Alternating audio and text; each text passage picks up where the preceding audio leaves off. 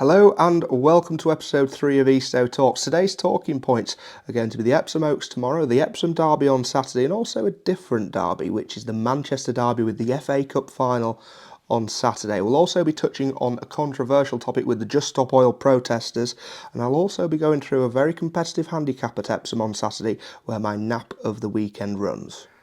This weekend at Epsom we are treated to see 3 Group 1 races over the infamous trip of 1.5 miles. The first one being the Coronation Cup. This is for older horses, so 4-year-old horses and upwards. This is open to the boys and the girls. The second one, also on the Friday, is the Epsom Oaks. This is for 3-year-old fillies only. And the final one on the Saturday is the race everybody wants to win, the Epsom Derby.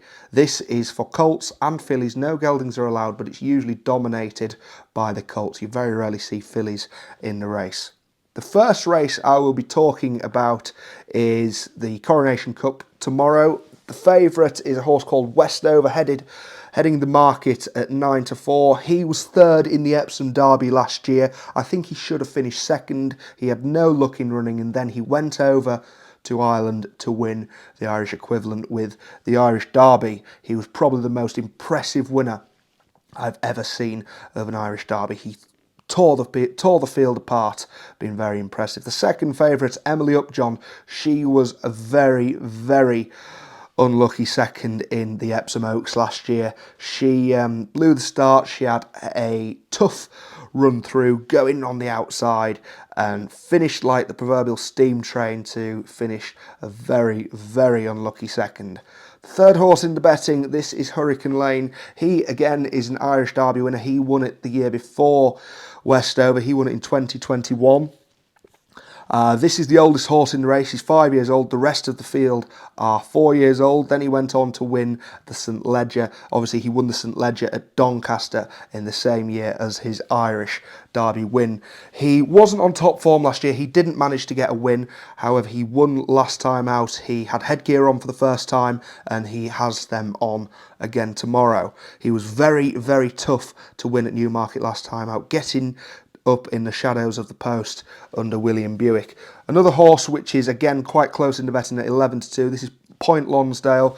Like Hurricane Lane, he had a very quiet year last year. He only ran once due to injury, but he's been back since. He has won his last 2 starts as a 4-year-old. Last time out, he won the Huxley Stakes at Chester. Ryan Moore certainly earned his riding fee that day. He was rowing at him the whole way round. But he didn't handle Chester. He's a long striding horse, and the tight turns of Chester didn't suit him. And I think a much more galloping track like Epsom should really suit him. There's also another horse in the race. It's the outsider of the field, a German horse coming over, a horse called Tons. He was a Group 1 winner last year over in Germany. It'd be quite interesting to see how that German form stacks up with the British form. But I think Westover has the best form in this race. Obviously, Westover and Emily Upjohn had a big matchup last year in the King George at Ascot last July. Everybody expected it to be a 1-2, don't know which order. Them two head-to-head together, and in theory it was a 1-2. One finished last and one finished second to last. Neither of them ran a good race, but both horses have been back to form since.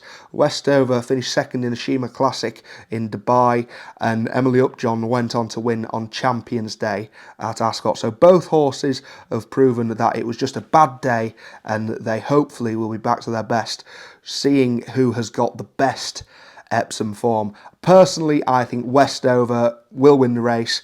He was so impressive in the Irish Derby last year, and I think he has got the best form going into this race over 1.5 miles, and of course he's got that all-important Epsom form.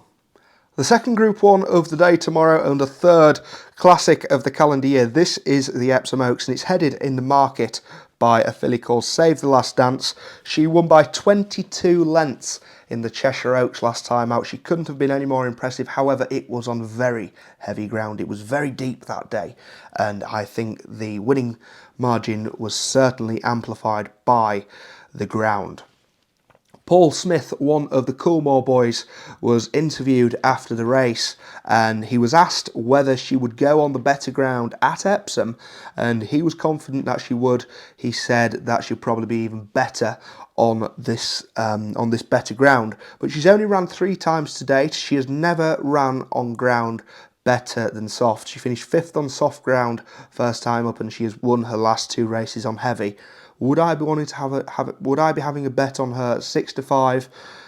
The fact she's never ran on quick ground, good ground, I'm not sure she would be, but there's no doubt the ground's going to be lovely tomorrow. It should be perfect racing ground, but I think this filly, if the ground was soft tomorrow, I think she would be a long odds-on favourite.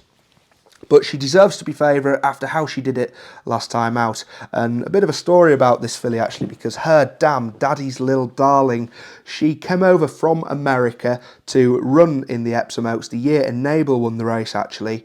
And she bolted at the start. She was heading straight towards the gates, and the jockey that day had to jump out of the side door, abort mission, in case before she got any quicker or decided to hurt him.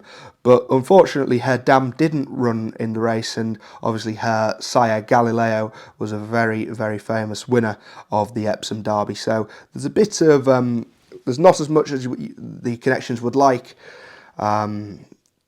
Epsom form there, but there is a little bit. The second favourite in the race at 5-2 is Soul Sister. She was very impressive in the Musidora at York last time out.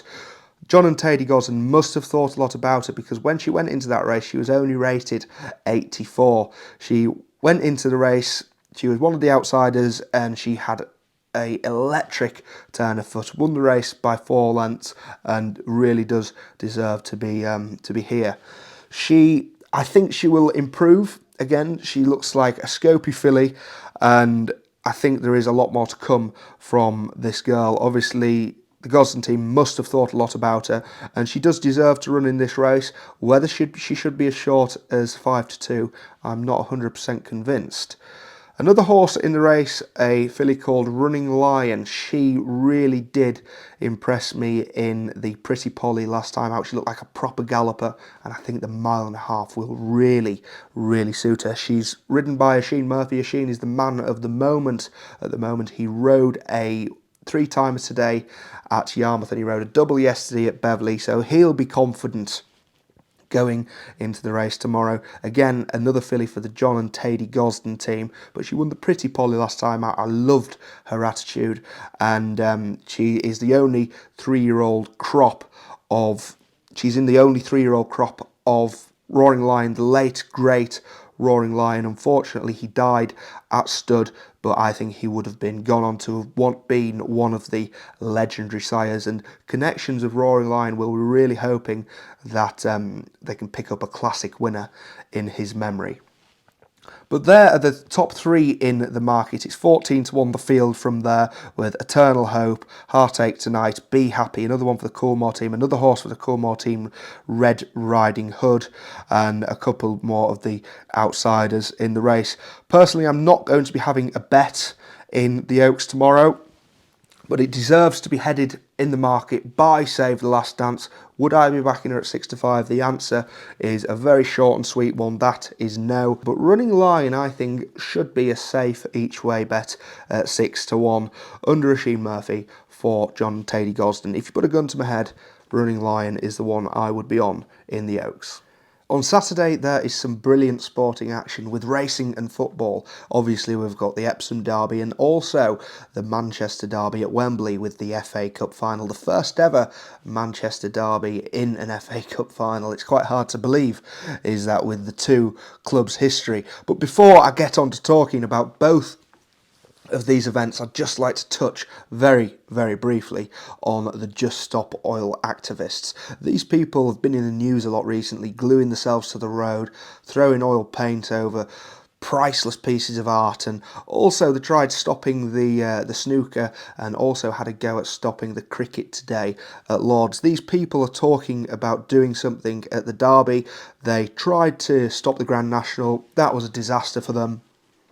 But what they don't understand, these are also animal rights activists, so they're completely against racing. I think they're completely against everything, to be honest with you. All art, all restaurants, you name it, they're against it. Just far, far left-wing extremists. And these people are trying to stop the derby on Saturday. This is what the rumours are about. They tried doing it at the Grand National. They failed miserably. But what they did, they delayed the race. They managed to delay the race by 15 minutes. And if these people cared about the animals, they knew anything about horses, they know that when horses get into the ring, they're usually in the ring for about 5-10 minutes, and if they waste much more time in there, they start getting on the toes. These horses know they need to race. They're getting on the toes, they're getting stressed up, and it happened in the Grand National. A few horses fell at the first fence because they were all stressed up, they were hyped up, and it is no good for the well-being of the horse. If anyone from the Just Stop Oil malarkey is watching this, I invite you to come and see some of my horses, and you can see that they are tret like royalty. They are the best tret horses. They live better than me do, my horses. But that's it for now. They're going to be trying to stop it on Saturday, and it's going to be a waste of time. They will get stopped, and I think they need to be doing something a little bit more interesting on their Saturdays. But let's move on to the next subject, and let's talk about the Manchester Derby. Obviously, this is the first Manchester Derby in an FA Cup final. If you don't know, I am an avid Manchester United supporter. Eric Ten Hag has done a brilliant job of Manchester United this season. However, Pep Guardiola, with his side full of ammunition, they've got Haaland, they've got all the best players. Really, they were so impressive in the Premier League. I saw a ridiculous stat somewhere online. I think Arsenal were ahead at top of the table for 94% of the Premier League, and then Man City went and did them on the line. But I really do hope Manchester United win the FA Cup just to stop Manchester City winning the treble, because as a United supporter, there's nothing more I don't really want to see. But I'm not a football pundit, and let's talk more about the racing. So the first derby on Saturday is run at 1:30. The Epsom derby. It's run early. It's usually late, and I think that is because of the FA Cup final. But the favourite, Augustus Rodin, he was so impressive last year. There was a lot of talk about this Coolmore horse, this son of Deep Impact. Last time out, he was very, very disappointing in the Guineas at Newmarket. He finished out the back, but another Coolmore horse also finished out the back, Little Big Bear, who went on to win impressively at Haydock on last weekend. He bounced back, and there's no reason why this horse, August Rodin, will not bounce back. He's got good draw, high draw in 10, and but should he be 3-1? After his performance in the Guineas, I don't think he should be. So obviously we've got the favourite from Coolmore in the Oaks, and we've also got a Coolmore favourite in the Derby. Augustus Rodin, Aidan O'Brien's won this race many times in the past, but 3-1 for me is a little bit skinny. We have got a horse called Military Order in the race. He is second favourite at 9-2 for Godolphin. He won the Lingfield Derby trial last time out. It was on the all-weather because they had a big downpour a couple of days before, and the ground was unraceable. It will be very interesting to see how he goes. He couldn't have been more impressive last time out. And the third favourite, this is Arrest. Arrest, like Save the Last Dance. He won the Chester Vase. He won at Chester last time out when it was very, very deep ground. He won the Chester Vase very easily that day. However, again, it was on soft ground. He's a horse who likes to lift his knees up. He's a proper soft ground action horse. And would I be convinced I'm going in on him after that performance? Yes, it was a very good performance, but on the ground, no. Yes, he's a good mover. Yes, the ground will be lovely, but will he be caught out on quick ground? I think he could be. But again, Frankie Dettori's last ride in the Derby, and it would be a real fairy tale if he could win this. My selection of the race comes in at 6-1, and this horse was actually third behind the Foxes in the Dante last time out. This is Passenger. I thought he was very, very unlucky last time out. He's ridden by last year's Derby winning jockey Richard Kingscott and trained by last year's Derby winning trainer Sir Michael Stout. He was very unlucky in the Dante last time out. He was beaten around a length and a half. It was only his second time out last time, and I think this is a horse with some improvement. He's 6-1. He's an each way price, and I really do think he can run a big race, especially stepping up in trip. He's looks a proper galloping hardy type, and with a clear run, he should win. He should run well in the race at an each way price. Obviously, the Foxes is a 12-1 shot. On paper, he looks like a big price, but I'm not convinced whether he will get the trip of a mile and a half. Again, the man of the moment on board, Oisin Murphy. For Andrew Balding, it'd be lovely for him to win a Class A, and not a Classic. He won the Guineas, of course. Win a Derby. It's the race he wants to win. But is the Foxes the one to do it? I aren't convinced, just because I don't think he will get the trip. At an each way price, I think this horse will run very well. This is Dubai Mile. This is another horse, another progeny of Roaring Lion, like Running Lion, running in the Oaks tomorrow. This horse of Charlie Johnson's was cheap. Was a fairly cheap yearling, cost 20,000 guineas. However, he's been a horse who's been on the improve ever since his debut. He finished fourth at Redcar, should I say, first time out, and then he's just gone on to do well since. He was fifth last time out in the Guineas. He looked like he was a horse who a mile was a bit too short for him and he needed further, and I think the step up to a mile and a half in the Derby is the correct way to go for him. But all the horses I've mentioned here in this race really do deserve to run in the Derby. Obviously, Augustus Rodin was the champion 2-year-old, the favourite. He was the champion 2-year-old last year, but before he ran no race in the Guineas last time out. And if this was his first run of the year, I can imagine he'd be a lot shorter than 3-1 just on his 2-year-old form. Military Order, he won the Derby trial at Lingfield last time out on the all-weather. I think he's tight enough at 9-2, in all honesty.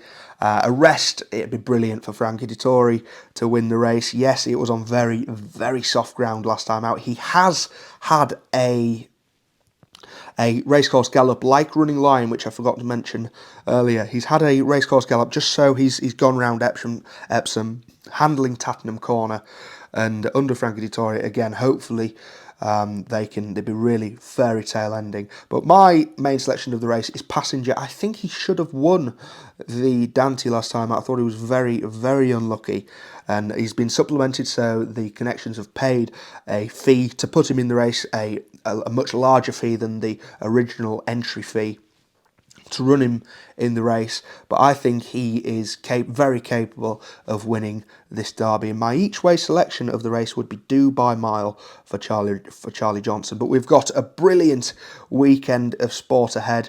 And before we go, I would like to mention my nap of the weekend, and this is a very, very popular sprint handicapper. He's called Mr. Wagyu. He's trained by John Quinn. He's usually ridden by Jason Hart. He's ridden by Jason on Saturday, and this is in the last race on Saturday at Epsom over 6 furlongs. He won the race last year. He's coming down to a winnable mark. He's off 96. He won the race off 94 last year. And last year he was drawn 12. This year he's drawn 11. And if you watched the race last year, he did not deserve to win. Everything went wrong for him, but Jason Hart performed wonders to get him up on the line. And this is a horse who's won 15 races, and believe it or not, he's only won in 2 months of the year, and that is in June and July. So it's coming up, Mr. Wagyu's time of the year. I think he's on back to a workable mark. He was up into the hundreds. He's had a few runs this year, and obviously it wasn't his time of year, so he's dropped in the handicap a little bit. And I think this horse could be well handicapped. going into the race on Saturday with the conditions, exactly the same conditions as last year. This admirable sprinter, 15 wins to his name. Hopefully on Saturday he can make it 16. But that's it. We've got a brilliant weekend of sport ahead. Hopefully you're lucky. And if you're going racing, don't forget, as I mentioned last week, get well dressed up and do your country proud.